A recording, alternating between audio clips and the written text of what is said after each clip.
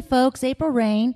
I want to show you at least the highlights of today's congressional hearing. It's not being covered that much in the news, and it should be because this has been going on. It's been an issue for 5 years. And they are just now, they being Wells Fargo, they're just now getting around to apologizing and kind of, sort of, but I get the feeling not really remedying the situation. So I've taken the highlights of it from today's hearing, which is September 29th. Enjoy. The chair now recognizes the gentleman from South Carolina, Mr. Mulvaney. I don't know. I can't tell you how disappointed I am to even have to be here today as one of the many members of this committee who every single day in here defend the banking system.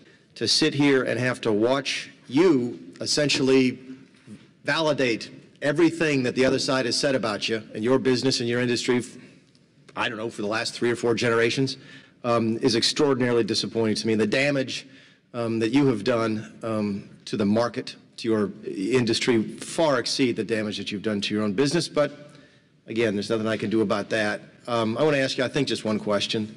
You can learn a lot about an enterprise, about an organization, by looking at the leader, and that the organization will take on the personality of the leader. The place that you ran, Mr. Stumpf, and I don't know that much about Wells. I knew a little bit about Covey and Wells, First Union, because of where I grew up. I mean, y'all were rotten. Y'all targeted black churches. I'm not going to defend that. That doesn't even deserve defense. I'm going to ask you one question. Does this organization reflect you? Everything that we're talking about here today, including what I just read, which I won't read again, happened since CFPB and Dodd-Frank. It happened after we supposedly fixed all of this with regulation. The chair now recognizes the gentleman from Colorado, Mr. Perlmutter.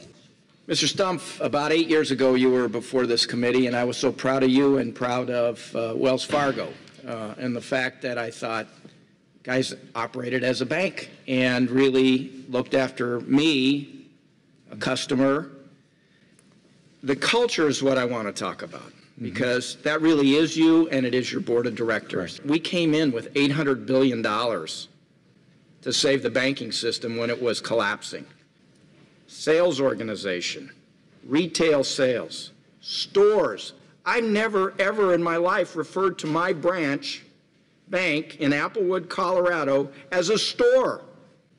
You take people's money, you safeguard it, and you lend it out to people who may need it for interest. And to get in, this is where Mr. Green was going with the products. I don't know how many products you got. I looked at my account.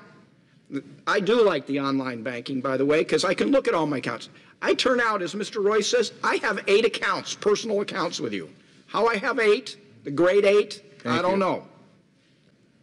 So talk to me about why you're calling these things stores. Yeah. Why you use words like retail sales and cross-selling. You're a bank.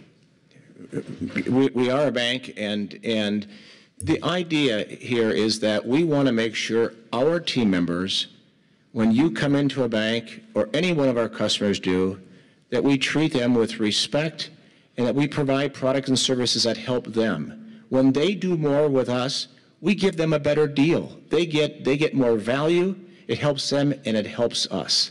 And whether we call them a store or a branch or a location, it's in the hearts and minds of our people who are inside there. So, and I'll accept that.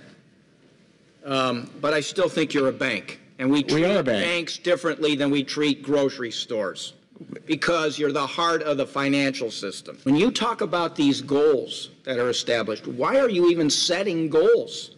I mean, the goal should be, if your customer needs something, try to help them. Correct. We're getting rid of product sales goals, and the goal. Why did you have the goals in the first place? Well, it was an idea that for people to make sure that they use the right way of sitting down so they have a conversation with a customer. We're learning that customers grow with us when they're happy. That creates the wrong culture.